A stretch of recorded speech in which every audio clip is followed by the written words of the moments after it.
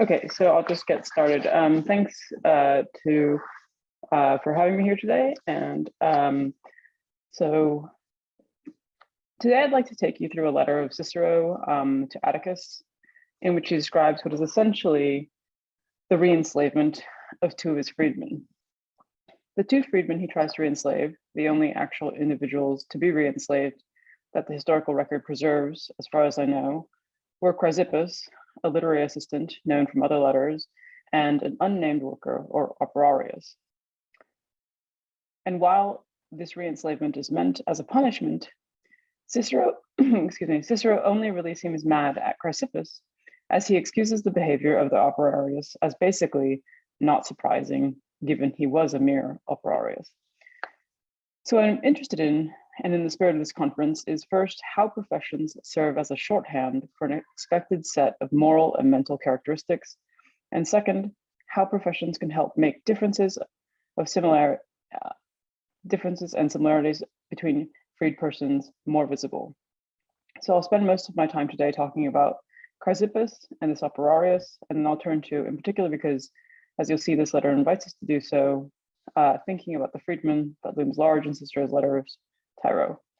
I'd like to think a little about how Tiro, who is so overly determined yet weirdly elusive in Cicero's letters, can help us paint a fuller picture of the lives of other Ciceronian freed persons, in particular men, and also how this account of freedmen can inform how we think of the narrative we get of Tiro from book 16 of Ad Familiares. So this is the text.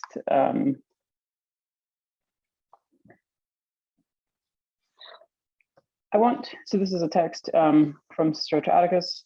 I want to respond to all your letters, but there is no need since I will see you soon. But about Chrysippus, for I'm less shocked about the other one, a workman, but still nothing is more dishonest than him, but truly Chrysippus, whom on account of a little bit of learning, I saw happily and held in high regard, to leave my boy without telling me. I can set aside all the many other things which I hear about. I can set aside the theft, but I can't bear the flight, since to me nothing seems more criminal.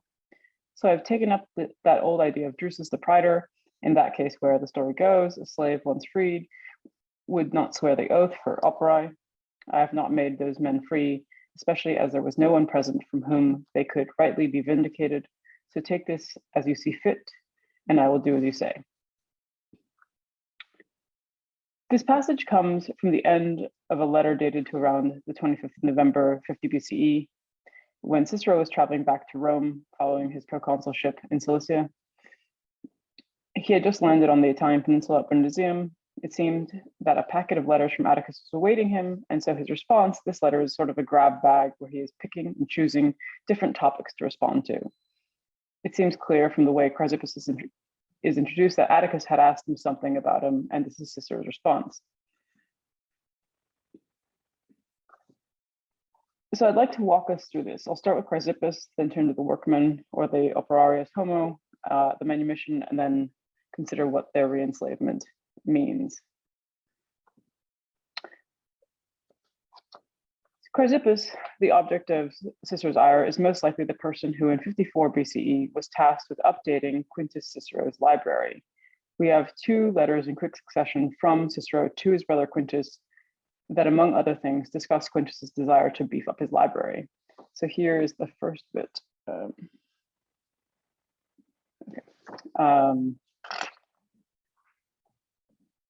As regards filling the gaps in your Greek library and exchanging books and acquiring Latin ones, no, sorry, that's the wrong one. There you go. So as regards filling the gaps in your Greek library and exchanging books and acquiring Latin ones, I should very much like all this done, especially as I too stand to benefit. But I have nobody I can employ on such business, not even for myself. Books, at least such as one would like to have, are not on the market, and they can't be obtained except through someone skilled and meticulous. However, I'll give an order to Chrysippus and talk to Terranio. I should say Terranio is the grammarian of Amisus in Pontus, who was captured and brought to Rome as a slave. He was later freed and helped folks in Cicero's circle with library matters. So it seems updating Quintus's library and getting new books will be no easy task. As Cicero puts it, they need a homo et spiritus et diligens, an experienced and meticulous man to do the job, but they're having difficulty finding that person. Cicero orders Chrysippus to step in and ask Terranio, and Chrysippus is perhaps not quite the man for this job, but Cicero does trust him enough to put him in this role.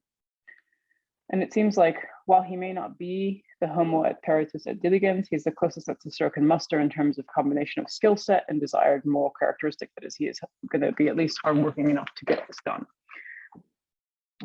Notably, shortly thereafter, we get another letter in which it appears Cicero has reached out to Terranio without much success. So now he is turning solely to Chrysippus. As for the books, Terranio is a dawdler. I shall speak to Chrysippus, but it is a laborious business and needs somebody who will take a lot of trouble. I know that from my own experience of trying very hard and making headway. As for the Latin ones, I don't know where to turn. The copies are made and sold, so full of errors. Nonetheless, I shall not neglect to do what can be done.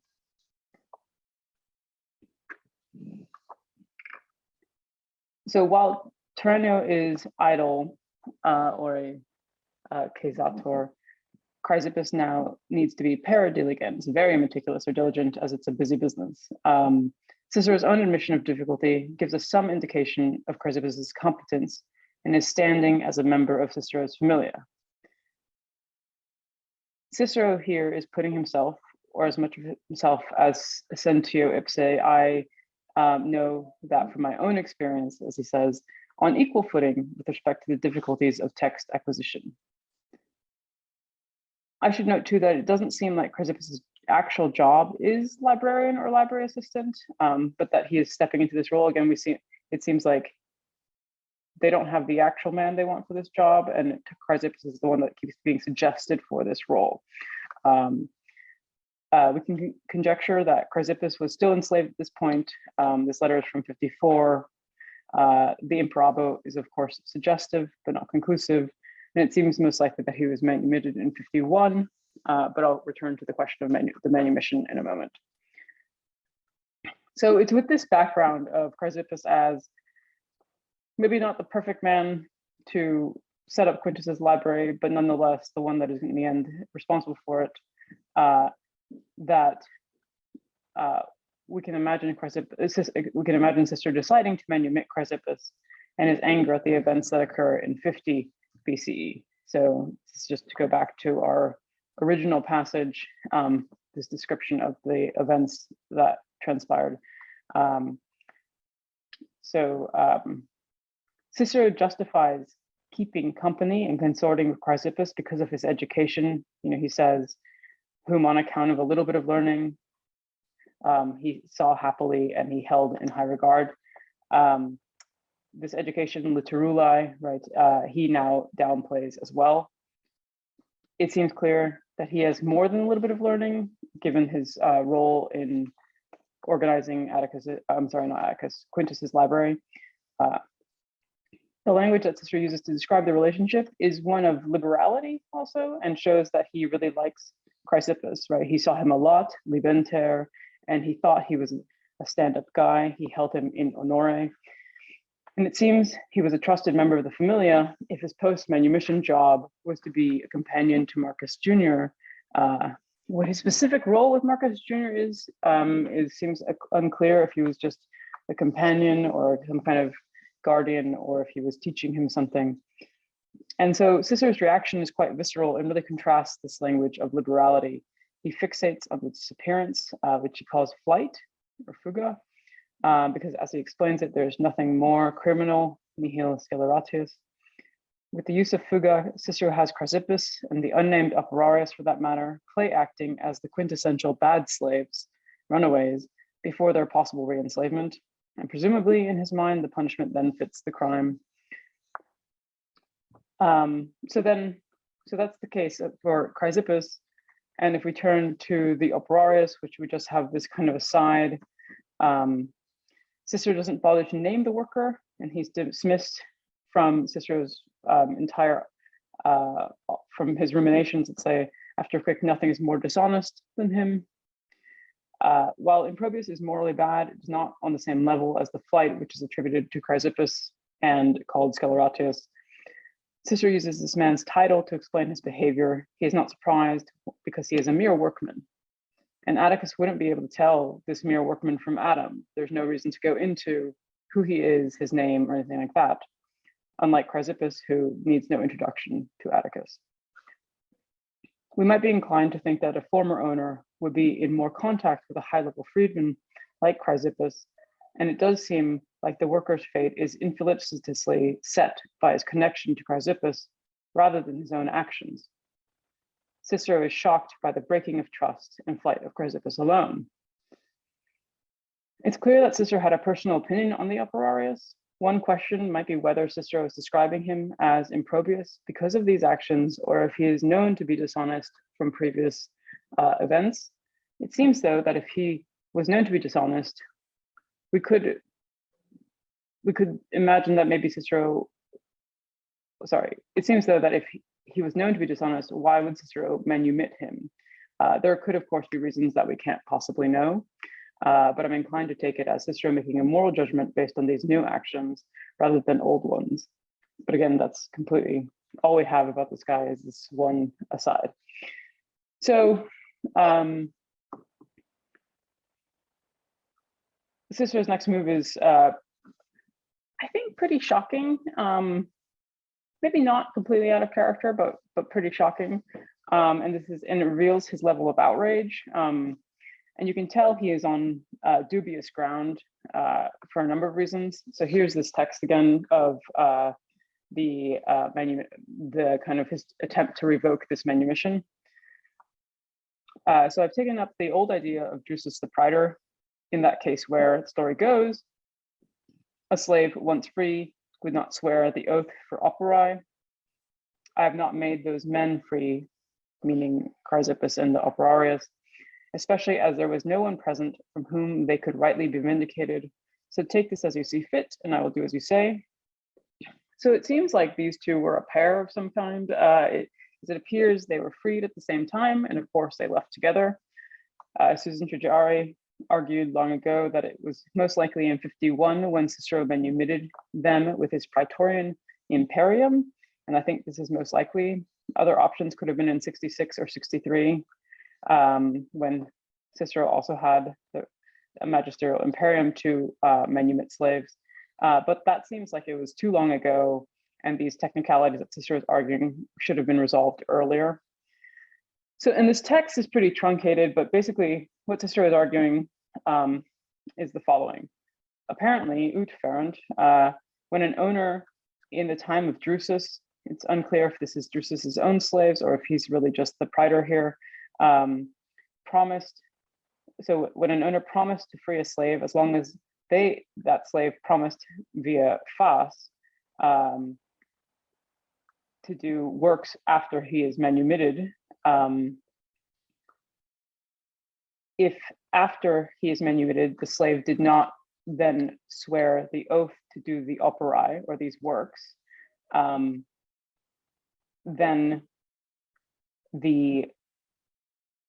I'm sorry, I bungled that. So apparently, so in Drusus's time period, a slave who before his manumission promised to do his operae or the works that a freed person owes to their former owner, after he is manumitted, he refused to take the actual oath to swear the oath for the operae. Drusus then, as praetor, revoked this freedom. So one possible interpretation is that if this is an exact parallel, is that Chrysippus and the operarius, who just seems to be dragged along for the ride really, didn't swear their oaths for their operae following manumission. But this seems unlikely because the time to make something like that known would be at the moment of manumission, not sometime after the fact. And even if this manumission did take place in 51, it's now, late 50. So Cicero should have addressed that at the moment that happened rather than several months later. A more liberal interpretation, and I think this is what Cicero is actually arguing, because this, while a weak argument, does not seem to be out of his own negligence, like not following up when a freed person refuses to swear for the operae. So more liberal interpretation is that in a typical manumission, you need a person claiming liberty, so you need a person claiming liberty, one, someone to claim liberty from, two, and a magistrate to officiate, essentially. Cicero is claiming that he was the only magistrate present, it seems, but as they were his slaves, he also was, as their owner, in the role of the person the slaves were claimed from. Whether or not this is actually legally necessary seems pretty suspect. Hendrik Moritzen refers to this as a legal fudge, and it doesn't seem clear that this is actually something that you need. But this is, I think, what Cicero is arguing. Overall, it seems that Cicero is clear that his reasoning is a bit suspect, because in the end, he asks Atticus to give him his opinion on whether or not he buys this idea or not. But it doesn't appear that there was an actual method for re-enslavement in the Republic. So in order to hunt these people down as slaves, Cicero needs to void their manumission on some technicality. So Cicero's situation is quite different from Drusus's if we want to accept that one is legitimate, and if it indeed did happen, as the story of Drusus is all under ut ferent. Another possibility might be that it was the opera of Chrysippus to be with Marcus Jr. So Cicero is relating the two cases because while there is no indication that Chrysippus did not swear his oath to Cicero upon being manumitted, he did not then carry out his duties. However, provided that a freedman had sworn an oath to perform the operae, the patron would have an action to sue for work. This is well documented in the digest, so re-enslavement seems unnecessary. And if we do turn to Digest 38.1, which details the surviving juristic literature on the operae of freedmen, we don't have any mention of re-enslavement or of the so-called liberti ingrati, or ungrateful freedmen, which is usually where we begin to see discussion of this extreme punishment. As I mentioned, there wasn't really a method for re-enslavement in the Republic, and in the early empire, it remained very ad hoc. When it was brought up, it's generally discussed because of perceived moral failures of freed persons, such as when Claudius re-enslaved freedmen because they had informed on their patrons, or the case in Tacitus under Nero, when a group of former owners sought legislation for re-enslavement of freed persons who behaved irreverently towards their former owners. So the desire to re-enslave then seems like a reaction to a perceived moral failure that is born out of the perceived relationship between former owner and freed person, more than the failure to perform specific work. This is not a rational act. It's why Cicero describes the disappearance of Chrysippus as a fuga and casts him in the role of the most deplored of slaves, the runaway. And while the line between professional responsibility and personal duty is murky, in particular for enslaved people and freed persons that were so subjected to another's power, the language of liberality that Cicero uses to describe his relationship with Chrysippus certainly pertains to the social realm more than the professional. This point might be driven home if we consider the case of the operarius. This is slightly speculative, but on the one hand, it seems Cicero is using the phrase operarius homo as a means of explaining the behavior on the part of this freedman. On the other hand, there is no way that is the operae of that guy to look after Marcus Jr. The operarius is not re-enslaved because of failure to perform his job. He's just collateral damage. So I mentioned at the beginning that I wanted to turn to Tiro, and while I think it is a useful exercise generally when thinking about any of Cicero's literary freedmen, this letter in particular invites looking to Tiro to see if we can fill in the gaps. The letter, as I mentioned earlier, is a kind of grab bag of responses of Cicero to a number of letters from Atticus. It also appears that Atticus has been sick. So towards the beginning of this same letter, we get this. I come to your letters, a spate of which reached me simultaneously, each more agreeable than the last, those, that is, which were in your own hand. I liked Alexis's hand because it is so nearly resembles your own, but again, I didn't like it because it showed you were unwell. Apropos of him, I left Tiro sick at Patrae.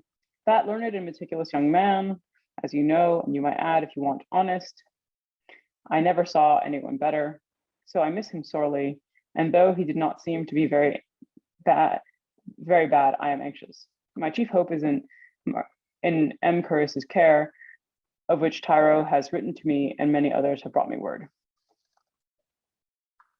So we begin this letter with Tyro and Alexis and end it with Chrysippus and the Operarius. This opening, in which Cicero uses Atticus's illness to get to talking about his anxiety over Tyro's illness, gives us a description of an idealized freedman.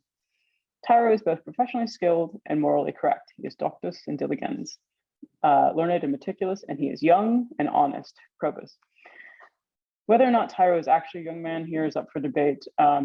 It doesn't really matter for our purposes, but Cicero does refer to him as an adolescens here and in another letter, but according to the Eusebian Chronicle, Tyro would have been in his 50s at this point. His counterpart, Alexis, Atticus' slave, does appear to be an adolescens, as Cicero sends him a greeting also in 50 BCE, in which he comments on how nicely Alexis is growing up. So it seems like Alexis actually is adolescens. His age aside, doctus, diligens, and probus pretty much sums up the characteristics that Cicero was looking for when he is writing to his brother Quintus about who will help with his library, the role that falls eventually to Chrysippus. And I would be remiss not to add that the one attribute, of course, that Cicero does give to the non-literary Operarius is being improbious. I think one thing that I'm interested in thinking about here is that while enslaved and free people like Tyro were incredibly rare, he is not the only one. He is not unique despite his kind of overdetermined nature in our sources. Cicero and Atticus, or at least Cicero in his letters to Atticus, seem to equate Tyro and Alexis, for example. So here you have, excuse me, Cicero writing to Atticus in 51, saying, "I'm obliged to Alexis for so often ending salutations." But why does he not do it in a letter of his own, as my Alexis does to you, meaning Tyro as Meus Alexis? And in 46, so much later, Tyro is sick again, and Cicero refers to Alexis as the imago Tyronis. So I'd like to suggest that maybe we should also think about Chrysippus in the same way that we think about Tyro and Alexis. Maybe not quite as perfect as Tyro, but close enough that I think we can use what we know about Tyro to fill out a broader image of some of the other freedmen of Cicero. So I want to go back to two snippets from the letters we've been looking at to try to make this case.